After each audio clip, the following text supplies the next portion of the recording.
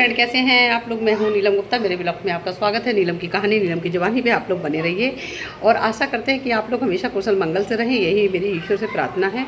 और जो लोग मेरे चैनल को नए सब्सक्राइब नहीं किए तो प्लीज़ कर लीजिए, क्योंकि मैं चाहती हूँ कि मेरा वीडियो जब भी जाए तो आप लोग उसका पूरा आनंद उठा सकें और आपको पीहड़ के बारे में जो भी मन में सवाल हैं और जो जानकारी है वो आप तक पहुँच सके। तो प्लीज़ और आप लोग ये ज़रूर बताइएगा कि आपको मेरा वीडियो कैसा लगता है, क्योंकि मैं इतनी मतलब इतना शासन होने के बावजूद भी इतना समय निकालती हूँ कि आपके लिए एक छोटा सा वीडियो बना के डाल सके, क्योंकि आप लोगों का प्यार इसने मुझे इसके लिए मजबूर कर देता है। सच बता रहे हैं ना, कभी कभी मेरे मन में आता है कि मैं वीडियो बनाना बंद कर दूँ, क्योंकि आपको सच बताऊँ मन की तो दरअसल देखिए, जब से शादी किए हैं बहुत सी चीज़ें की जिम्मेदारियां मेरे सर पर आ गई हैं, क्योंकि मेरे हस्बैंड हैं वो नहीं चाहते हैं कि मैं ये सब चीज़ें करूं, क्योंकि पिछली ज़िंदगी को वो बिल्कुल भी मतलब नहीं लाना चाहते हैं और वो चाहते हैं कि मैं एक गुमनाम ज़िंदगी जीऊँ। तो आप समझ सकते हो कि आगे मुझे कितने हालातों को कितना मतलब मुश्किलों का सामना करना पड़ता होगा आए दिन। तो मैं जब समय निकलती हूँ, जब कोई नहीं रहता, तभी मैं वीडियो शूट कर पाती हूँ। तो ठीक है, ये तो हर किसी के जीवन में कुछ ना कुछ अलग होता ही रहता है। तो आज मतलब और एक भाई, मेरे प्यारा सा एक मेरा भाई है जो हर वीडियो में मुझे कमेंट करता है कि वेरी नाइस ब्यूटीफुल सिस्टर जी। तो थैंक यू सो मच मेरे प्यारे भाई। आप लोगों का प्यार इसने हमेशा ऐसे ही बना रहे और आशा करते हैं कि आप लोग हमेशा कुशल मंगल से रहें। यही मेरी एक बहन की आपके लिए प्रार्थना है। तो आगे आज हम एक वीडियो बनाते हैं। तो इस वीडियो पे आज हम निर्भय के ऊपर एक चर्चा करते हैं।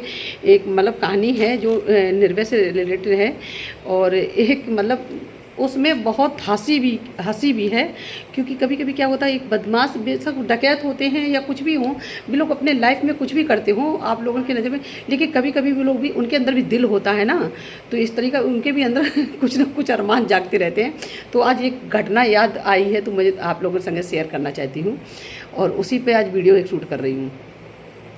एक दिन की बात थी कि जैसे हम आपको बता देना चाहते हैं कि जब भी कोई घटना होती है, चाहे वो पकड़ की हो, अपहरण किया जाए, या फिरौती की हो, या मर्डर कत्ल की हो, कुछ भी हो, तो आप एक बात हमेशा याद रखिए, उसमें सबसे बड़ा हाथ किसका होता है? आपके दुश्मन का नहीं।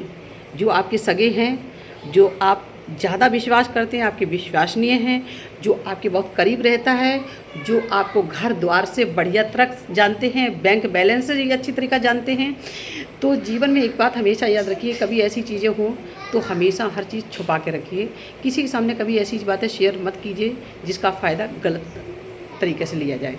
होता क्या है कि मेरे पास एक घटना आई, घटना के ऊपर जिक्र करते हैं कि एक गांव में एक अपहरण होना था। मतलब एक रिटायर फौजी थे, तो उनने पैतृक मतलब उनकी पुरखानी जो ज़मीन थी उन्होंने अपनी सौदा किया होगा। उस समय 50 लाखों की ज़मीन उन्होंने सौदा किया था। तो मतलब कुछ उनके जानकारी थे, जो उनके सगे संबंधी जो उनके संगे पीते थे, टिकाते थे, वही सब थे जो निर्भय से भी मुखबरी कर देते थे आके। तो इसीलिए कहते हैं कभी कभी क्या होता है, घर का भेदी लंका ढाए। एक चीज़ और याद रखना, मेरी अगर जीवन में अगर मानना है तो आपके जो दुश्मन होंगे वो आपके संग कभी वार नहीं करेंगे, कभी नहीं करेंगे। इसलिए नहीं करेंगे क्योंकि वो जानते हैं कि पूरा गांव या पूरा मोहल्ला सब जानते हैं कि मेरी दुश्मनी इनसे, अगर कल को इनके घर में कुछ भी होता है तो जार सी बात है, ये पूरा श्रेय मेरे ऊपर जाएगा, मेरे ऊपर आरोप लगेगा। यही होता है और उसका फ़ायदा उठाते दूसरे लोग जो आपके करीब होते हैं, जो आपकी आगे बढ़ने से, आपकी मतलब पोजीशन आगे होने से जो ईर्षा रखते हैं, जो जलन रखते हैं। मुंह पर तो मीठा मीठा बोलेंगे, और जो एक चीज़ और बताना, जो मीठा बोलता है वही सबसे जहरीला होता है। करेला कड़वा ज़रूर होता है लेकिन सेहत के लिए हमेशा फ़ायदेमंद होता है। तो लाख दुश्मन बेशक हूँ, लेकिन जो घर का दुश्मन है उसके बारे में आप जान नहीं पाएंगे कि ये दुश्मन कैसा है। ऐसी घटना एक हुई थी। तो मतलब मुखबरी लगी एक लोगों की कि उनका मतलब इतनी ज़मीन बेच के आए हैं, पैसा बहुत अच्छा खासा है और फिरौती में इतना पैसा आराम से मिल जाएगा, और आज पकड़ करनी है। और लड़का आज आ रहा है अपने ननिहाल से लड़का आएगा और आज घर में रुकेगा, क्योंकि पैसे लड़का ननिहाली में पड़ता था। तो निर्भय ने ठीक है कि गारंटी है कि इतना मतलब मिल सकता है, तो कि हाँ इतना मिल जाएगा। तो भाई हुआ क्या, भाई उस चीज़ की प्रक्रिया रचना शुरू हो गई। निर्भय ने अपने जो मतलब खास थे, जैसे श्याम थे, लाठी वाली बुद्ध सिंह थे, और 2 4 5 लोग लड़के और थे जिनके नाम जैसे जंगल होता है तो बीहड़ में जैसे उनके नाम अलग संबोधित कर दिए। जैसे श्याम का नाम राधे श्याम था घर पर, तो श्याम रख दिया गया। उसी तरीका जैसे लाठी वाले का नाम बुद्ध सिंह था तो लाठी वाले नाम रख दिया गया। इसी तरीका जो और लड़के होते थे उनके भी नाम अलग अलग रखे। अब उनके नाम भी मुझे दरअसल एक रिवाड़ी नाम के थे और एक से आड़ आड़ करके कहते थे और पता नहीं क्या क्या नाम थे, मुझे अब तो आजकल याद भी नहीं आ रहा है नाम उन लोगों के। अजीब अटपटे नाम थे। तो ये सब लड़के को तैयार किया गया। तो जब लड़कों के मालूम अच्छा ये सब चीज़ें निर्भय ज़्यादातर मतलब गोपनीय रखते थे कि जो उनके खास मुखबर थे उनके बारे में सिर्फ 2 3 लोग जानते थे। जैसे लाठी वाले हैं, श्याम हैं और किशोर मम्मा हैं, मतलब 1 2 3 लड़के जानते थे। बाकी ये सब चीज़ें गोपनीय रखी जाती थी, हम तक भी नहीं पहुंचती थी। लेकिन हम तो सिर्फ अक्सर का समय का वो रखते थे नज़र कि शायद कुछ जानकारी मिले। क्योंकि मैंने आपको पहले वीडियो में बताया कि मुझे बीहड़ जंगल से कोई लगाव नहीं था। मुझे तो सिर्फ वहाँ से निकलना था, किस हालातों से निकलना था, कैसे मुझे निकलना है, बस मैं इसी पर दिमाग लगा रहती थी और किसके माध्यम से निकल सकती हूँ, सिर्फ इसी पर लगा। तो मैं अक्सर कर नज़र रखती थी श्याम पर या निर्भय पर, कोई किससे बात करते हैं, किससे क्या करते हैं, कहाँ से मुझे लीड मिल सकती है, कहाँ से मुझे क्या जानकारी मिल सकती है, ये सब चीज़ें करें। तो जब आप मतलब डकैती की बात चल रही थी तो मैंने कहा कि सब लोग जा रहे हैं तो मुझे भी जाना है। तो निर्भय कहने लगा नहीं नहीं तुम नहीं जाओगी। मैंने कि भाई क्यों नहीं जाऊँगी। हमने कि या तो आपके मन में यही चलता होगा कि लड़की के मन में कुछ कहीं गलत ना हो, ये कहीं मतलब मेरे खिलाफ़ विरोध ना कर जाए या भाग ना जाए, आपके मन में यही चलता होगा। और नहीं चलता तो मुझे भी लेके चलो। मैं मतलब अब मैंने सुना है कि डकैती ऐसी डाली जाती है, लेकिन डकैती कैसी होती है वो मैंने कभी आँखों से नहीं देखी। पहली बार लाइफ आँखों से देखना चाहती हूँ कि डकैती होती कैसी है। तो कही चलो किशोर मम्मा कहने लगा चलिए, अरे मालिक जाना चाहती तो ले चलिए, इनको भी जाएंगे तो इनको भी थोड़ा अनुभव हो जाएगा। तो भाई मुझे भी लेके जाया गया। तो गैंग को सौंप दिया गया। उस समय गैंग में जग मम्मा नाम के थे, उनसे कहा कि गैंग की देखभाल करो, भाग दौड़ देखिए और लड़कों पकड़ों पर नज़र रखिएगा कड़ा के जब तक मैं ना आ जाऊँ। तो और 2 4 लड़के थे तो उनको सब रख दिया गया। सब लोग अपना अपना काम पर लग गए।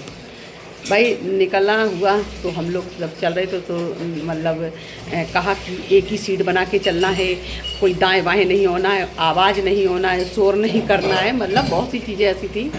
तो सब लोग अपना अपना मुंह बांध के बढ़िया से राइफल टांग के लेकर भाई निकल लिए। हम भी पीछे पीछे रहे थे। हमने कहा श्याम से, श्याम कितनी दूर जाना है? तो श्याम कह रहा अरे तुम चुप रहो ना, बोलो नहीं, अभी दादा सुन लेंगे तो बहुत बोलेंगे। हमने दादा सुन लेंगे तो क्या हुआ, बताइए ना डकैती में कैसे डाला जाएगा। कल जब जा रही हो तो देख लेना डकैती। मैंने सच बता रही, फर्स्ट बार लाइफ मैंने डकैती डरते हुए देखी है।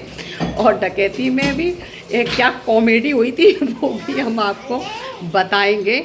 लेकिन पता है उसके बाद जब उस गांव में पहुंचे तो पहले बात तो कुकुर इतना भौंकना शुरू कर दिए। और भौंकने के बाद इतना मतलब तो गांव वाले सोचने लगे मतलब कुत्ते इतना क्या भौंक रहे। और लेकिन आपको भी पता है कुत्ता बेवजूद नहीं भौंकते हैं, उनका कोई ना कोई कारण ज़रूर होता है, आप लोग हमेशा याद रखिएगा।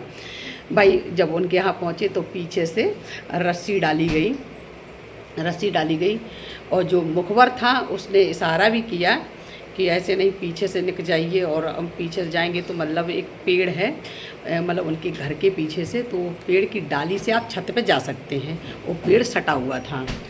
तो भाई देखिए सब जानकारी वही दे रहा है। भाई निर्भय ने क्या किया, किशोर मम्मा से और एक लड़का से कहा कि आप पेड़ के माध्यम से चढ़िए ऊपर छत पर और जाके मेन गेट खोल दीजिए।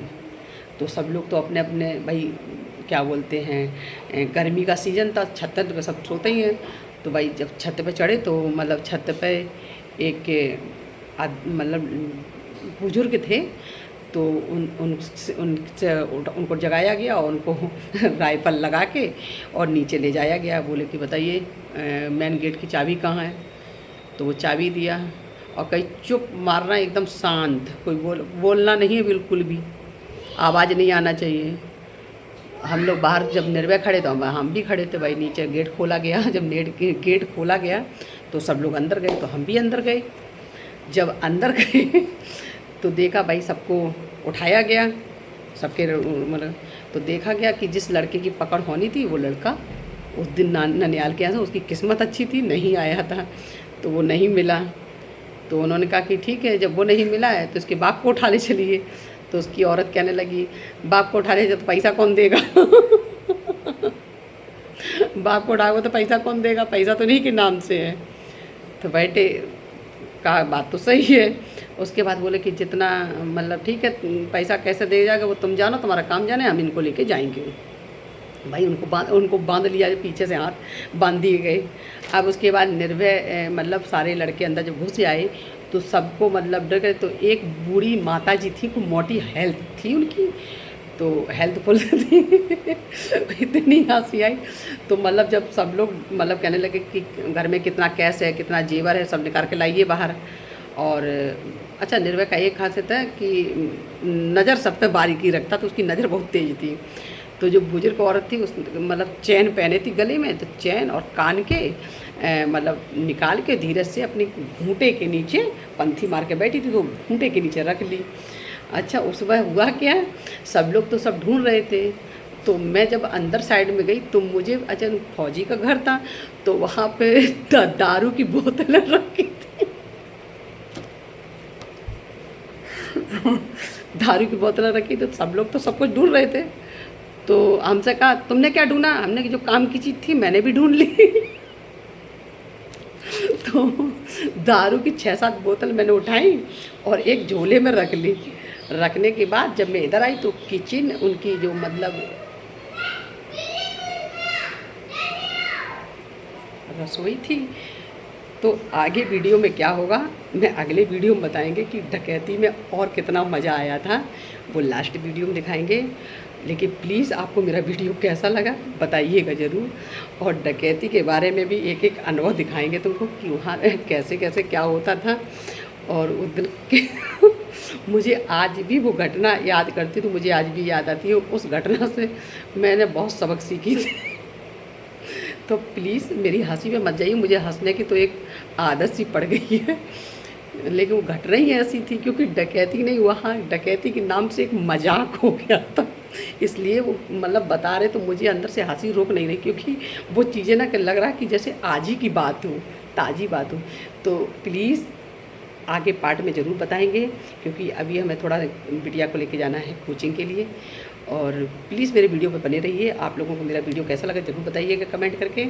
लास्ट वीडियो अगले दिन, तो प्लीज़ लव यू, बाय।